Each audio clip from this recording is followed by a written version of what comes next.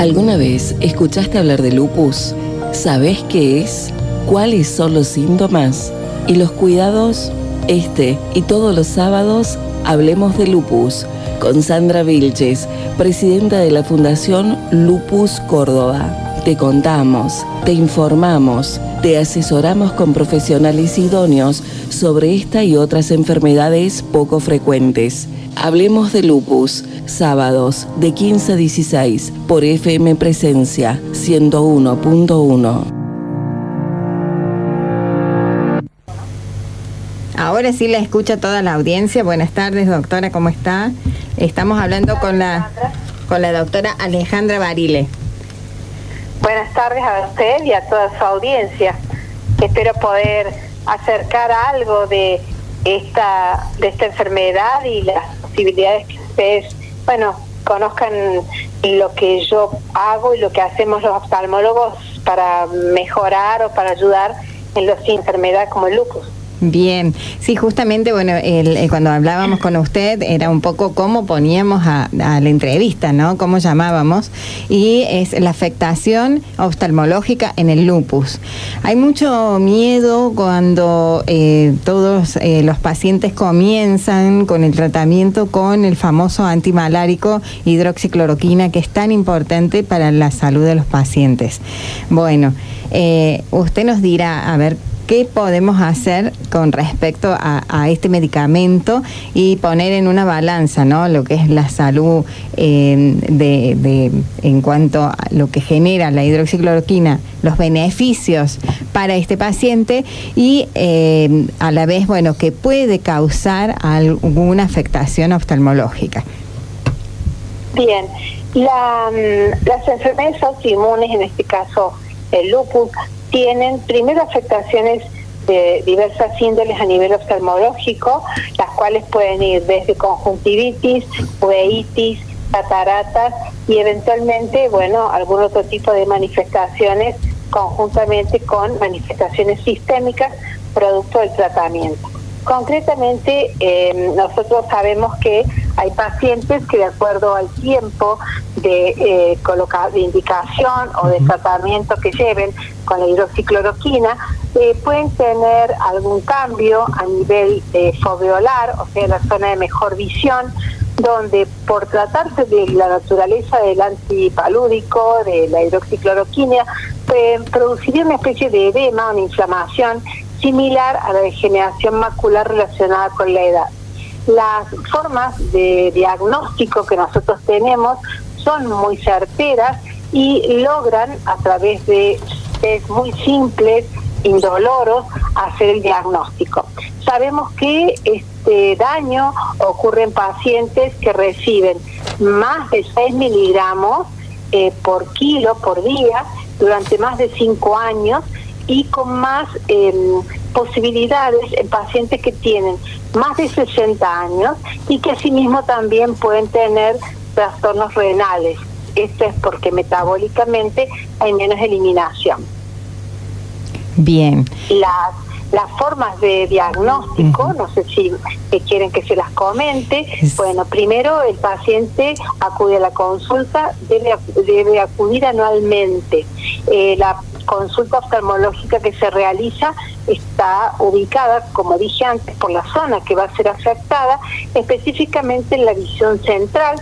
Entonces, pequeños cambios en la visión de contraste, los cuales se observan a través de una tabla de contrastes, pequeños cambios en la visión de los colores que se observan a través de un test que se llama de Ishihara, el cual muestra no solo el típico rojo-verde, sino también los tonos derivados de este rojo y verde, y azules, y algunos otros.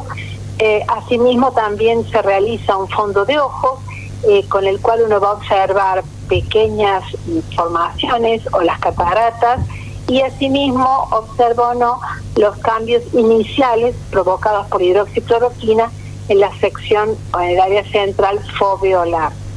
Esto como un examen directo.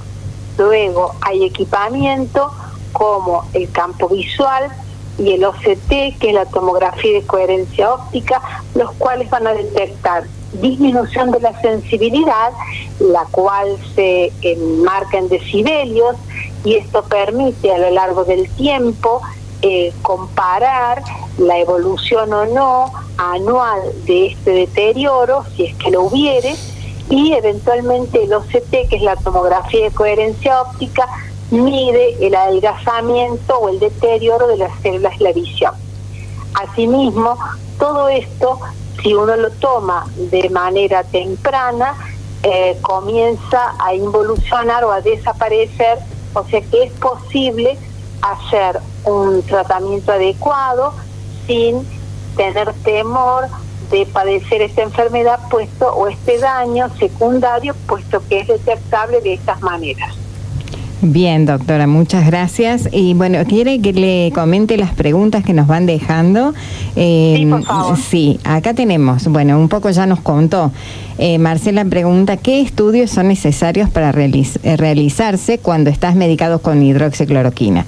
Entonces, el fondo de ojos, el campo visual, el test de visión de los colores, el test de grilla de Amsler, que es un test muy simple, el cual presenta como unos cuadraditos y enseguida el paciente se da cuenta que algo en el centro de ese cuadrado no está bien, y el OCT, que es la tomografía de coherencia óptica, que es el estudio más moderno que se realiza y detecta esos cambios intralisosomales en las células de la retina. Bien. Y otra pregunta que nos deja Marcela es, ¿el ojo seco es causa de la medicación? El ojo seco no, es causa de la enfermedad. Las enfermedades autoinmunes logran avanzar o ubicarse en ciertos sectores, y en este caso provocan también diversas afectaciones a nivel, a veces, de la capa superficial de las lágrimas. Es decir, no es que el paciente no tiene lágrimas para llorar, sino que la calidad de la lágrima tiene una evaporación temprana. En ocasiones, también estos pacientes sufren algún deterioro hormonal, el cual también afecta, la producción de esta capa oleosa que forma parte de la lágrima. Bien, ¿esto tiene algo que ver también con el famoso síndrome de Sjögren? De Sjögren, claro. Sjögren. Casualmente es parte de las enfermedades autoinmunes del Sjögren, donde hay una disminución en algunas instancias por autoinmunidad, generando esta falta de buena producción de lágrimas o correcta producción, digamos, con todas sus capas completas, y en algunos casos también a nivel de las glándulas salivales. Bien. Sí, porque tenemos varios pacientes que tienen, digamos, superpuestos los diagnósticos con lupus, ¿no? Bueno, después tenemos... Casualmente, porque es autoinmune. Exacto. Casualmente la autoinmunidad se trata de una entidad la cual afecta, con anticuerpos, distintas áreas. Sandra, hay un par más de preguntas ahí como para hacer a la doc, ¿no?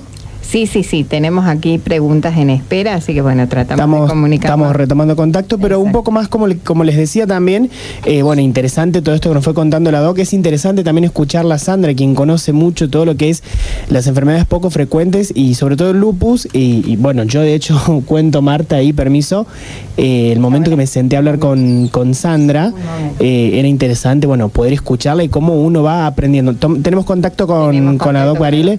Perfecto, doc, se había cortado. ¿Cómo le va? Joaquín le habla de este lado. Sí, Joaquín.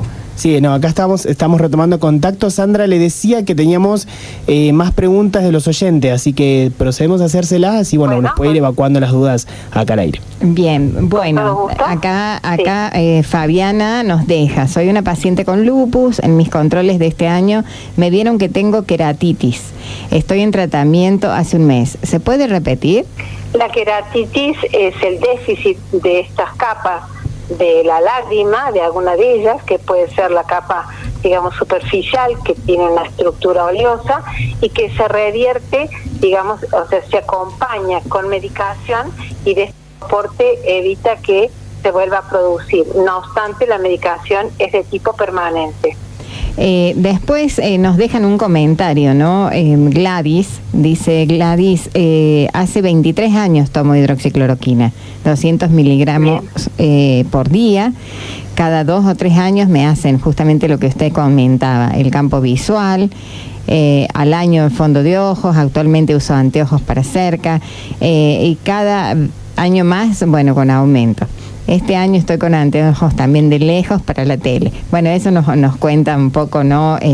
Los cuidados que tiene Gladys en este caso.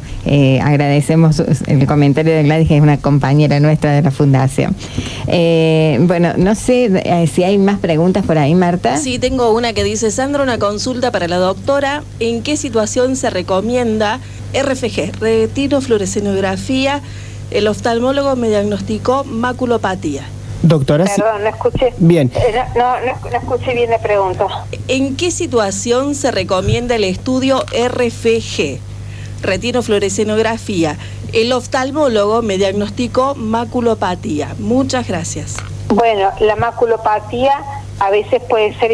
Pero Marta, un poco también, como le comentaba a la audiencia, es interesante todo esto y sobre todo el cuidado en el caso de la oftalmología que tiene que tener un paciente diagnosticado de lupus, ese control anual de todos los estudios y cómo justamente Gladys nos estaba contando. Retomamos la comunicación con la doctora Bariledoc. Bien, nos decía entonces que la maculopatía... La maculopatía coexiste, digamos, a veces en pacientes que tienen otro tipo de patologías, que es la degeneración macular relacionada con la edad.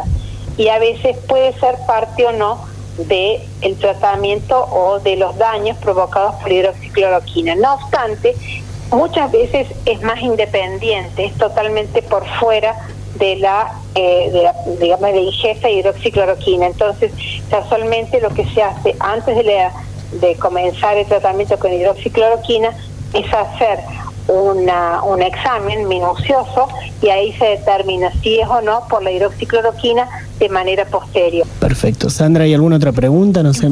Por aquí no sé, Marta. No, por acá no tengo ninguna otra. Bien. Doctora, no sé si hay algo que usted nos quiera comentar sobre los tratamientos o sobre algo, sí, alguna cosa más que usted nos quiera contar, por favor. Yo les quiero contar que a lo largo del tiempo la evolución que ha tenido la forma de detección temprana de maculopatías y cambios retinianos y cambios en el nervio óptico son diagnosticables y que al suspender la medicación muchas veces estos cambios desaparecen. Asimismo, no dejar pasar el control anual y el control previo antes de iniciar la medicación, el control previo oftalmológico.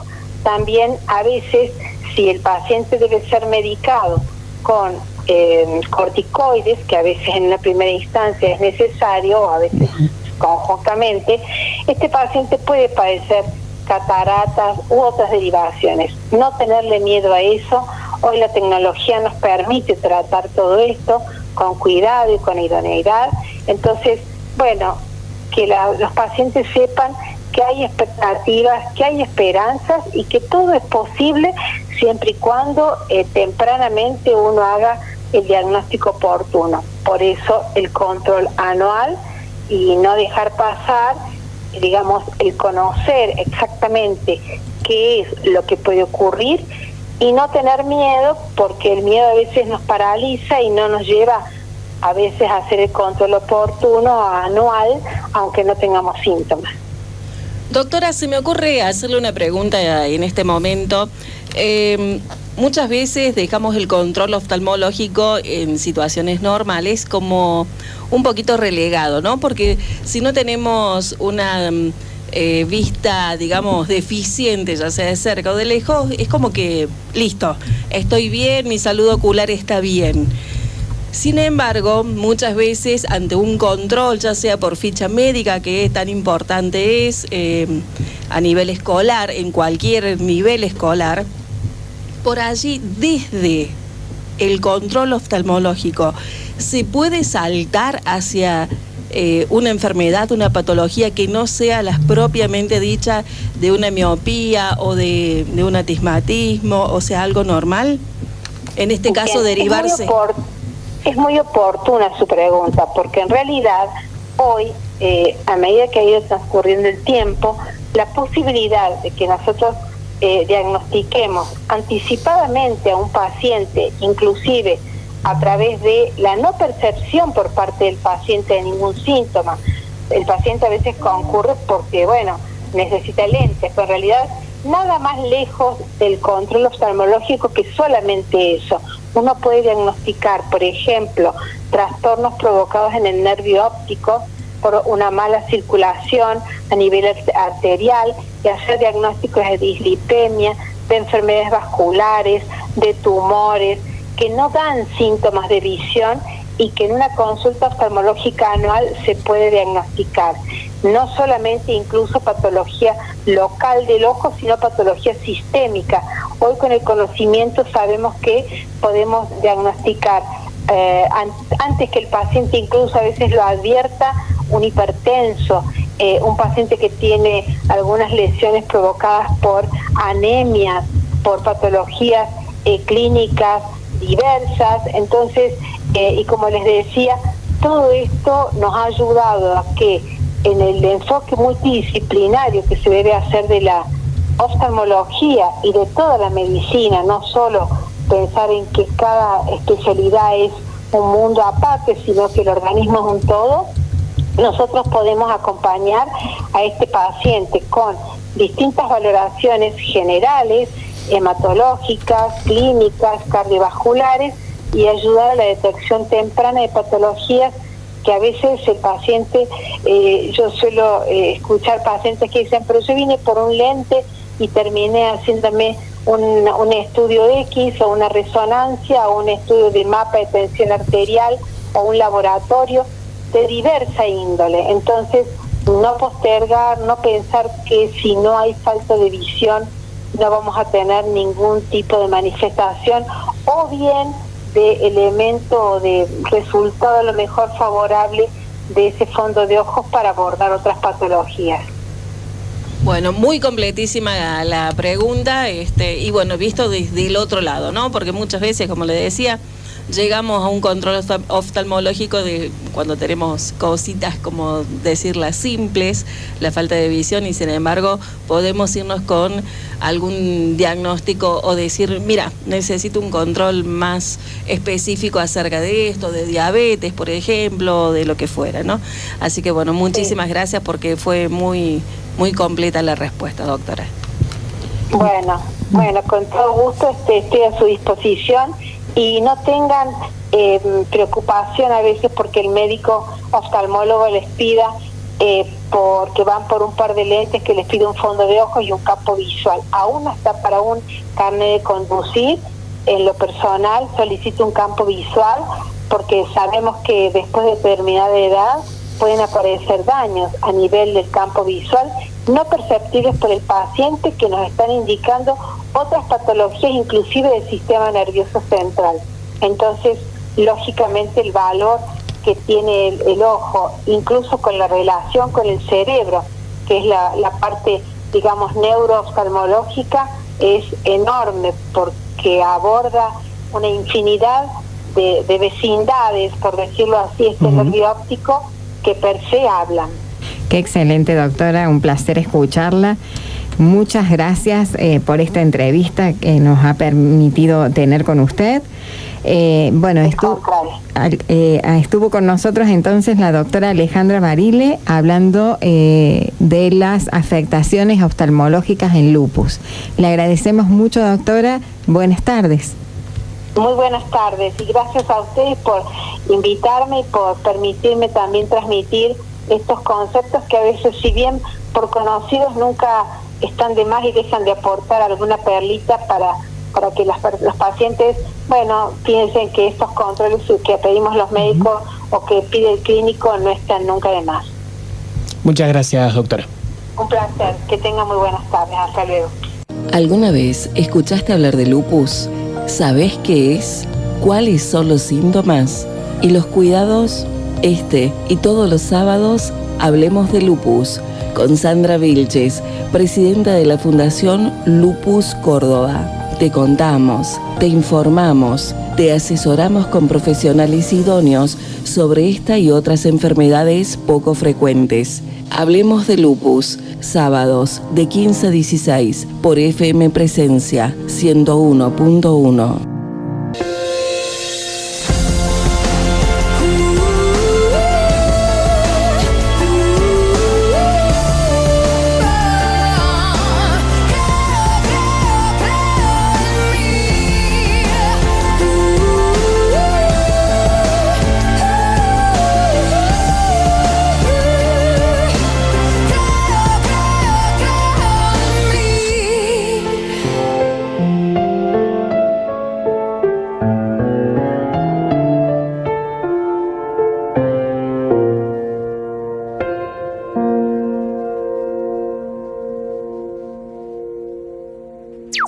Al fin sábado, por 101.1. ¿Dónde más? ¿Dónde más? En el centro del dial, en la radio de los éxitos. Presencia FM. Presencia FM. 15:52, seguimos aquí en el fin sábado, seguimos hablando de lupus. Bueno, Sandra, tenías una invitación porque muy pronto se conmemora otro día especial, digamos, en lo que es las enfermedades poco frecuentes o denominadas raras. Contanos de qué se trata. Sí, Marta. En principio, antes quería hacer como una aclaración o comentarle a las chicas también. Bueno, excelente la charla de la doctora, pero quiero aclarar siempre esto. Recuerden que su tratamiento siempre es un tratamiento multidisciplinario y quien lleva el tratamiento de los pacientes con enfermedades reumáticas, tanto de niños, jóvenes o adultos, son los reumatólogos, ¿sí? Y acompaña el resto de profesionales de la salud de acuerdo a las afectaciones que presente cada uno. O sea que lo ideal sería, bueno, consultar entre varios profesionales a medida que el reumatólogo va derivando a uno y otro. En el caso esto, por ejemplo, que hoy hablábamos de la hidroxicloroquina, que es un medicamento muy noble, que una de las doctoras conocidas, la doctora Alejandra, justamente que es médica de mi hija, ella contaba en un congreso de que la hidroxicloroquina tendría que salir directamente como el agua del pico, que no nos debería faltar a ningún paciente por ese medicamento que es tan noble y hace que, bueno, evite recaídas y tiene múltiples beneficios que ya vamos a hablar seguramente en los próximos días con alguno de los reumatólogos para que nos cuente bien los beneficios de este medicamento.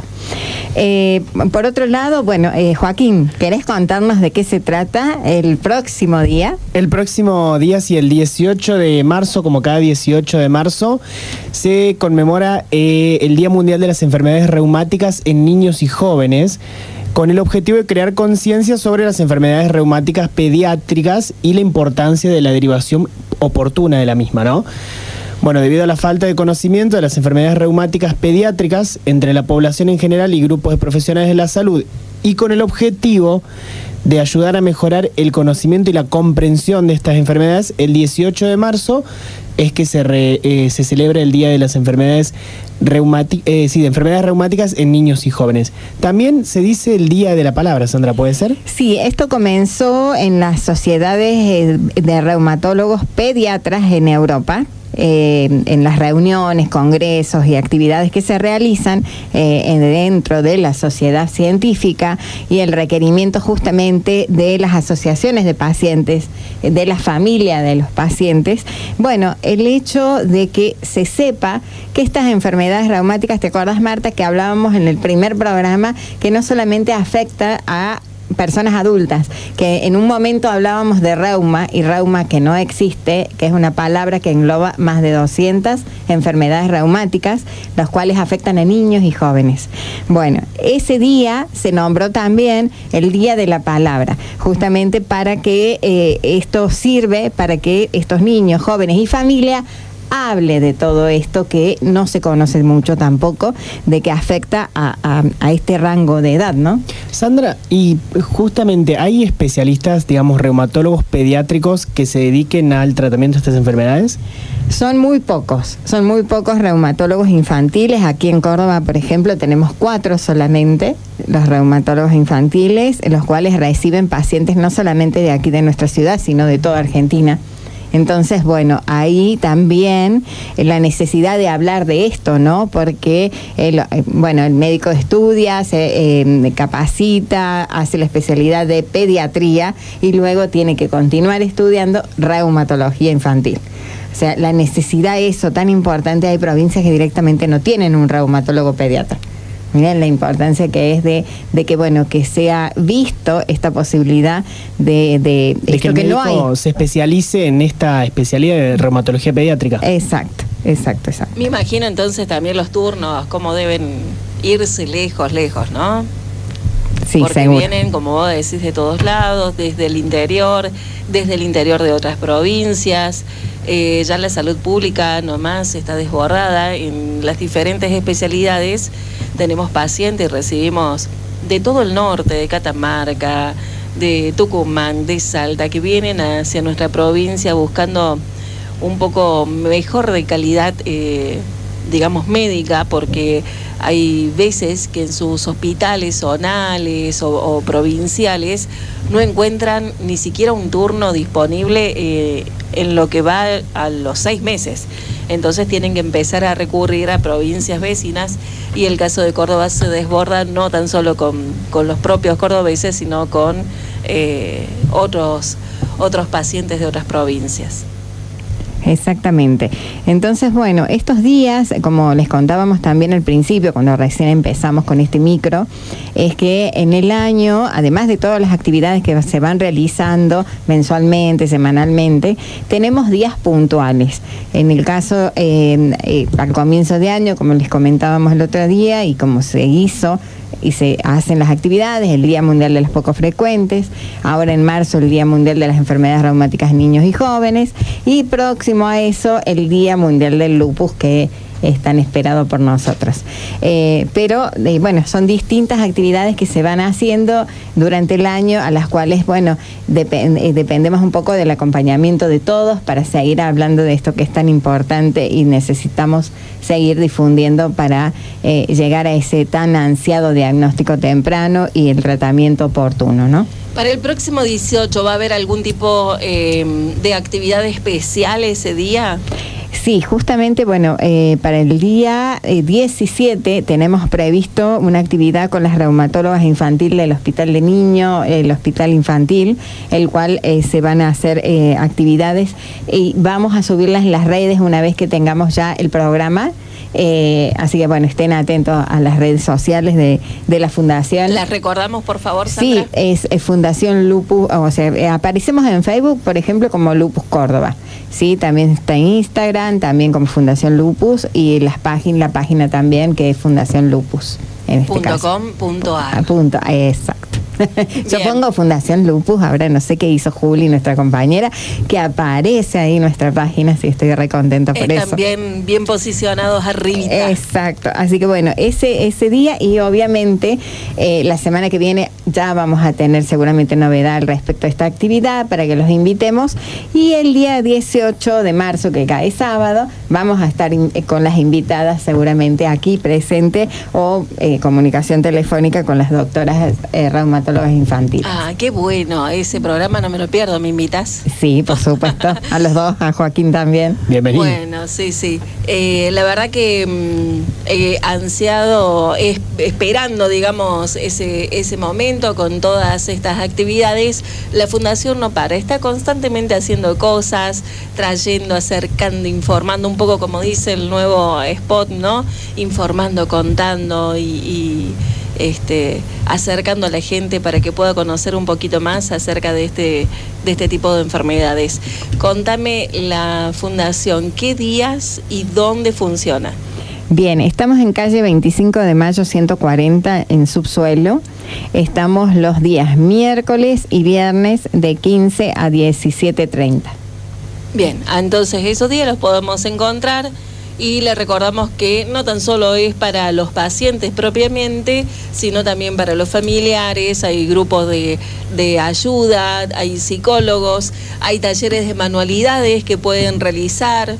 Y además la Fundación constantemente está en la búsqueda y este recibimiento, podríamos decir, de todas aquellas personas que quieran ayudar, que quieran colaborar con la Fundación. No importa la profesión que tengan, no importan las horas que le puedan dedicar y no importa los días.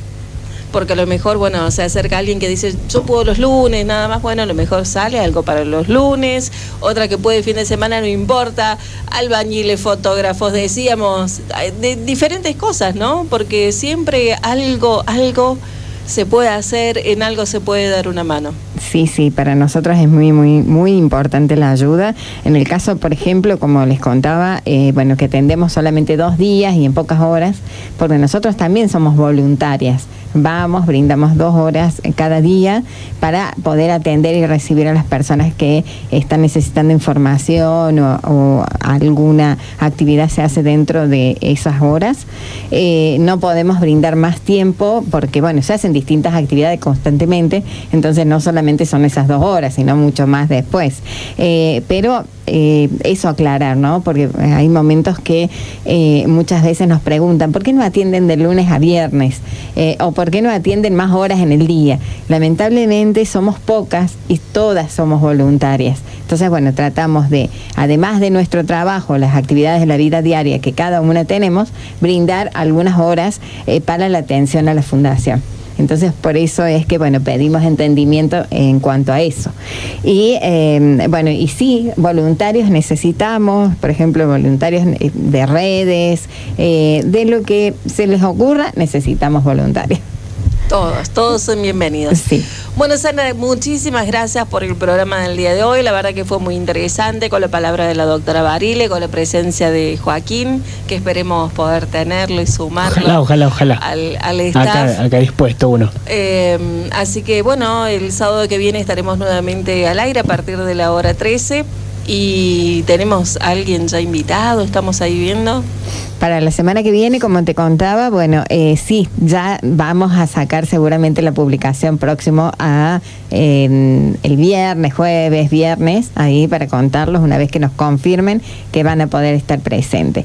Y no sé si puedo decir esto, bueno, agradecerle la presencia a Joaquín nuevamente. Gracias. Y bueno, a vos, Marta, que te conocí. Nosotros, como tenemos así acercamientos de distintas empresas que nos colaboran, que nos ayudan, a universidades de la provincia de Córdoba, universidades nacionales, facultades, y en este caso el Colegio Universitario de Periodismo, el CUP, que tan amablemente siempre nos acompaña con las búsquedas para las actividades que tenemos, ¿no? Y bueno, se hacen búsquedas justamente de periodistas, de locutores, y están ustedes acompañándonos, que para nosotros es muy bueno, y agradecidos enormemente de esto, y todos los chicos que ya han pasado, ¿no? Porque en distintos eventos han ido pasando, acompañando. A Fabián, le vamos a mandar un saludo grande a Fabián, sí, que ha estado también en otras oportunidades, y Andrés Coaglia también, por supuesto. Andrés, por supuesto, Andrés, a él es al que hacemos el pedido oficial. Así es. Sí, nosotros más que agradecidos también de poder estar siempre ahí apoyando de una forma u otra. Acompañando a esto que bueno, por lo menos para mí fue algo, cuando hace rato decía en el aire, sentarme a hablar con Sandra, entrar a conocer algo que era desconocido y empezar a interiorizarme, que bueno, y dar a conocer esto y los tratamientos de lo mismo. Un gusto. Bueno, estaremos el sábado que viene, entonces, ¿te parece aquí? Hasta el sábado que viene, entonces. Muchas gracias a todos por escucharnos.